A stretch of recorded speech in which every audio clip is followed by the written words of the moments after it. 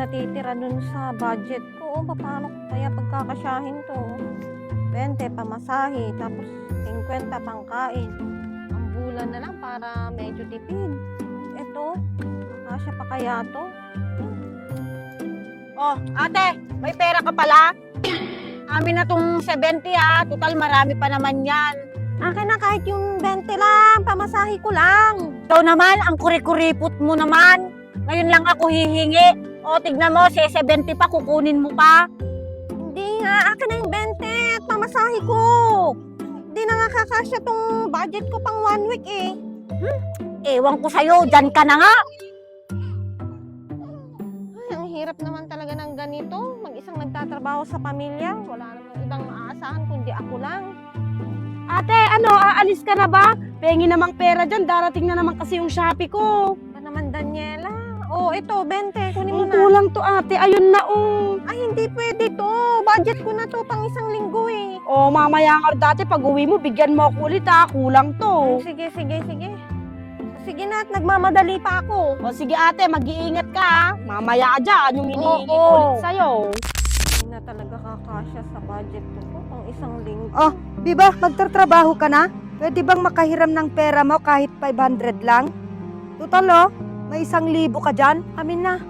Amin na, Biba. Oh, ba't nilaglag mo pa? Kaya mo naman pala. Ang ano? Kaya mo naman palang paghirapan yung mga bagay na gusto mo. Bakit di mo magawa? Alam mo ate, takot na takot akong mawalan ng silbi sa pamilyang ko. Kasi feeling ko, yun lang ang halaga ko eh.